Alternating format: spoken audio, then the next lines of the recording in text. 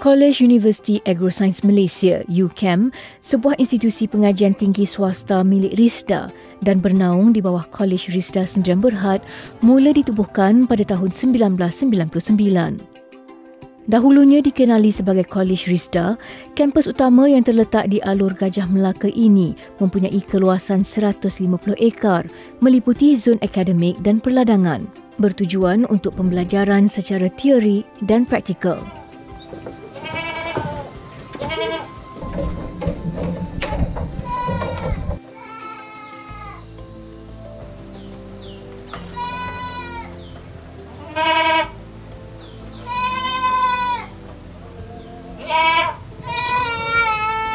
Mempunyai 4 cawangan di seluruh negara, UCAM menawarkan pelbagai program pengajian, pusat latihan dan kursus jangka pendek. Pelajarnya diberi pendedahan secara teori dan praktikal di lapangan dalam aspek pertanian, penternakan, agromakanan dan diversity teknologi. Pihak UCAM ni dia membantu pekebun kecil dan anak pekebun kecil. Tapi kita jangan salah maksud bahawa UCAM ini bukan terbuka kepada pekebun kecil ataupun luar bandar saja, tapi terbuka kepada semua, tetapi ianya diberikan kelebihan kepada pembangunan modal insan kepada pekebun itu kecil itu sendiri, yang mana pihak kita dan menerusi pihak RISDA menyediakan pelbagai promosi, pelbagai diskaun dan juga biasiswa kepada anak-anak pekebun kecil yang melanjutkan pelajaran di sini. UCAM turut berperanan sebagai institusi modal insan Komuniti Pekebun Kecil RISDA dan Kementerian Kemajuan Desa dan Wilayah KKDW yang menekankan kepada pertanian, merupakan pusat kajian dan penyelidikan selain membangunkan projek agromakanan. Berjaya menghasilkan ribuan alumni dan ramai usahawan generasi muda, terutama dalam sektor pertanian dan penternakan, UCAM utuh memastikan generasi pekebun kecil berpeluang berdaya saing dengan masyarakat di bawah pembangunan modal insan. Bakal siswazah turut didedahkan dengan arus pertanian masa kini, pertanian secara konvensional dan teknologi pertanian. Kita di sini menekankan teknologi drone dalam penggunaan pertanian sebab sedia maklum bahawa pada hari ini menggunakan tenaga kerja ni amat-amat terhad. Jadinya bila mana kita menggunakan teknologi drone ni, ianya akan mempercepatkan kerja bagi memastikan bahawa kemajuan pertanian kita ni menuju kepada sebuah pertanian yang berteknologi tinggi. Kita akan belajar asas apa itu drone dan teknik-teknik penerbangan dan sebagainya, yang mana ianya adalah amat-amat penting kepada ilmu teknikal pengaplikasian penerbangan drone itu sendiri bagi memastikan modal insan dan pembangunan teknikal yang belajar di UCAM ini dapat diterapkan serta dapat digembeling sepenuhnya bagi dimanfaatkan pada masa hadapan. Di sini juga kita aplikasikan tanaman secara integrasi, yang mana sebagai contoh sekiranya pekebun kecil kita menanam getah, yang mana sedia maklum mungkin dalam masa 4 tahun baru dapat hasil, yang kita tanam secara integrasi bersama dengan tanaman serai, yang mana tanaman serai dalam masa 6 bulan terus dapat hasil, dan pelajar-pelajar di sini dapat belajar daripada awal penanaman sehingga pengeluaran hasil, serta kita terapkan nilai-nilai keusahawanan kepada pelajar-pelajar kita bersama dengan staf dan pensyarah-pensyarah yang ada.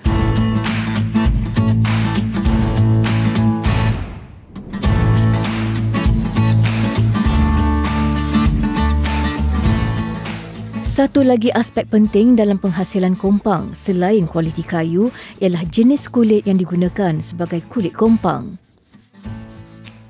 Kulit kambing menjadi pilihan Ismail bagi mendapatkan keaslian bunyi kompang melalui sifat ketegangan dan ketahanan kulit itu. Secara tidak langsung juga, Ismail memberi pendapatan tambahan kepada peternak kambing dengan membeli kulit kambing yang tidak lagi diperlukan. Bergelar usahawan di bawah bimbingan RISDA memberi banyak kelebihan kepada Ismail. Bantuan yang saya dapat ni kos kewangan. Baru mesin agak mahal. Trenso, macam enjin diesel. Kami dapat kecilkan kos kewangan sebenarnya.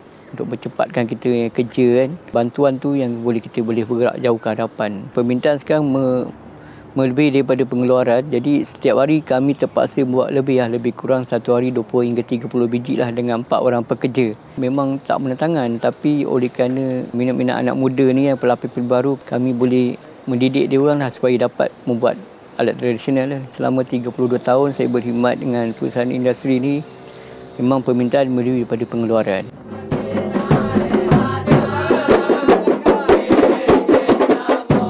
Irama paluan kompang cukup sinonim dengan persembahan di majlis kenduri dan pertandingan seni di negeri Johor. Kompang tradisi Johor dimartabatkan bagi melambangkan seni dan identiti bangsa Johor. Dalam kalangan anak muda di negeri ini, permainan kompang antara aktiviti seni yang sangat digemari. Pembuatan kompang ini dia bukan sahaja kepada pengekalan kepada perusahaan, tetapi kerana dari segi kedalamannya berminat untuk memastikan permainan tradisi ini tidak hilang begitu sahaja. Jadi saya lihat itulah yang ada pada Cik Mail. Kerana sebelum ini Cik Mail juga bermain kompang bersama dengan kami. Tapi mungkin dari masa ke masa tiada lagi pasukannya, tapi beliau masih lagi membuat kompang untuk pasaran, dan saya merasakan bahawa Cik Mail ini bukan kerana dari segi perniagaan saja, tetapi dia ingin memastikan, ingin melihat generasi-generasi seperti saya, seperti anak-anak, terus mengekalkan permainan kompang ini supaya ia tak, seperti mana kata pepatah, tidak lapuk di hujan, tidak lekang di panas.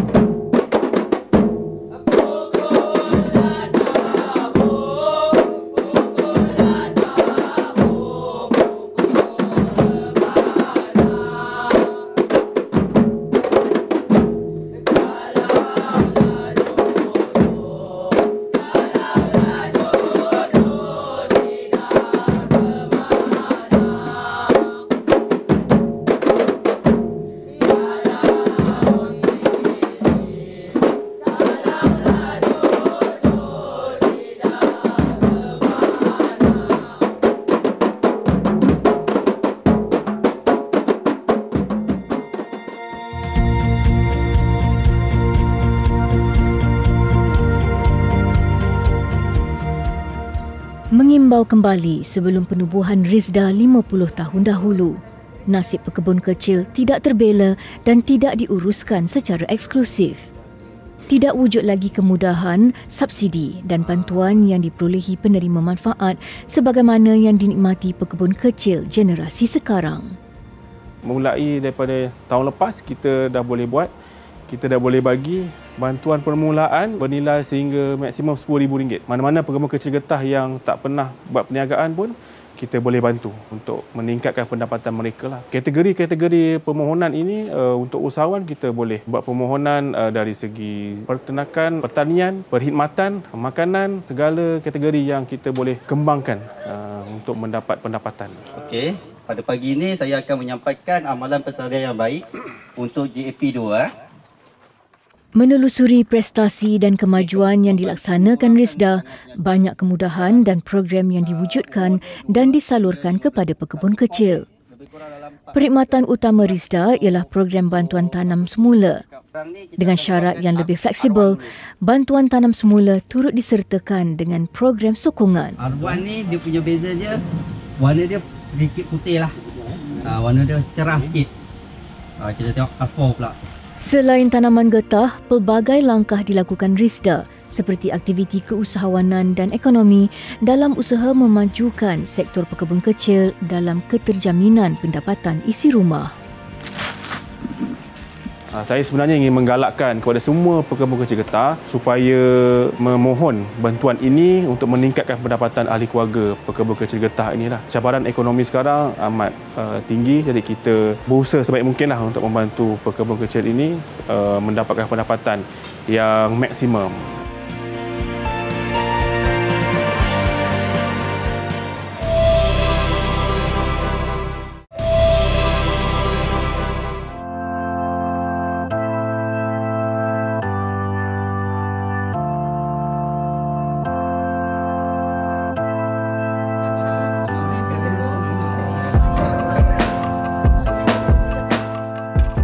Tiada kejayaan tanpa erti kegagalan. Biarpun mendepani pelbagai cabaran, Cik Amah gigih menghadapinya berkat bimbingan dan bantuan daripada Rizda. Kalau ada abang kata usahawan ni, kalau tak ada cabaran tu macam pelik kan. Benda nak berjaya ni biasalah. Kan orang kata nak tambah ternakan pula kan, jadi kawasan. Jadi alhamdulillah lah rezeki kita duduk jauh sikit pada orang. Jadi kita boleh buat ternakan ke dekat-dekat tak berani juga kan. Orang kata cabaran dalam persaingan perniagaan itu biasa. Sebab pertama dalam masa Covid, Allah nak uji kita kan. Tapi alhamdulillah tak jatuh pun. Kita tengok Puan Cik Amah ni, dia seorang yang ingin maju ke hadapan dan tidak malu untuk bertanya. Kami merangsang Puan Cik Amah dan menggalakkan untuk menjalankan aktiviti keusahawanan dengan kami memberi bantuan aktiviti ekonomi tambahan, dan kami sentiasa memberi khidmat nasihat kepada beliau lah. Apa yang saya nampak daripada tahun 2021 hingga 2023 ini, Puan Cik Amah berkembang maju. Ini adalah satu pencapaian yang baiklah pada Puan Cik Amah, membanggakan pihak kami.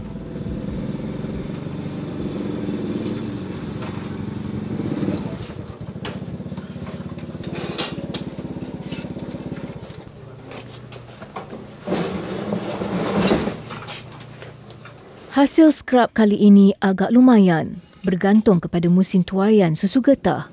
Kebiasaannya, Cik Hassan memperoleh hasil getah melebihi 5 tan sebulan yang diperolehi dari kawasan sekitar deponya. Nilai pasaran skrap getah juga ada masa turun naiknya. Namun, ia tidak mengurangkan sedikit pun semangat Cik Hassan dan golongan penoreh getah lain.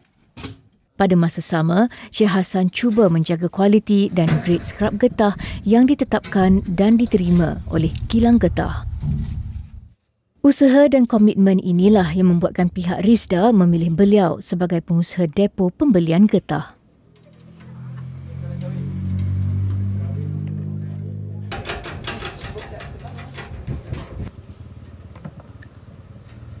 Dia minta persetujuan saya, dia nak buka depo di sini. Boleh tak boleh? Dah dia tanya yang orang lain tak mau.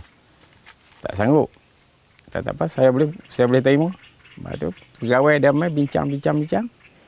Dia buat lesen, permohonan lesen dengan LJM. Dan duit 10,000 kita beli skrap. Masa tu kita buat hanya bansai saja. Pacak tiang 4 batang, cuma buah tak. Kalau nak buat satu-satu perniagaan tu jangan takut. Kita mula buat berelok. Sebab Rizda dia ada banyak dia punya kemudahan dia, pinjaman dia. Dia ada orang kata dia akan tunjuk ajak pada kita. Kita tak tahu nak buat benda tu. Dia akan panggil kita, dia pergi bincang. Okey, dia akan bagi kursus. Macam kursus pemasaran ke. Tak kira kursus untuk yang kita nak buat perniagaan tu lah. Dia akan bimbing kita dalam bidang yang kita ceburi itu, ataupun macam saya skrap. Dia akan bimbing, dia akan hantar pergi kursus. Satu-satu bidang ada peceburi itu.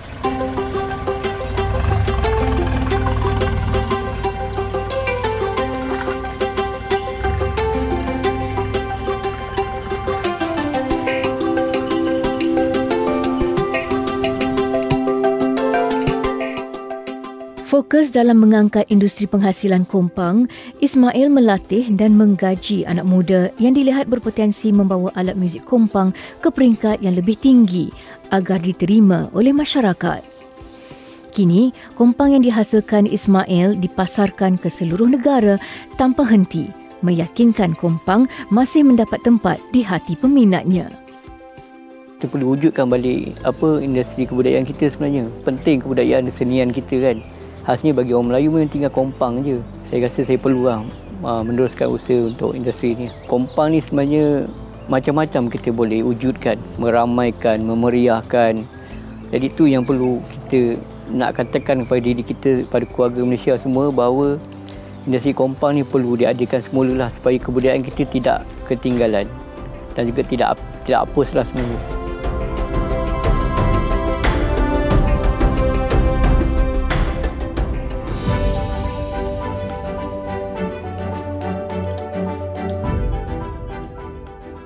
Menyoroti perjalanan selama 50 tahun ini, Rizda telah menjadi saksi kepada pelbagai kisah kejayaan pekebun kecil getah di bawah bimbingannya yang terus menyinar dan menongkah lebih tinggi. Ia suatu bukti kepada keberkesanannya dalam mengurus dan memajukan masyarakat pekebun kecil getah melalui pelbagai inisiatif dan insentif yang ditawarkan. Atas dasar tanggungjawab dan keprihatinan, demi misi dan tujuan memakmurkan insan yang bergelar pekebun kecil.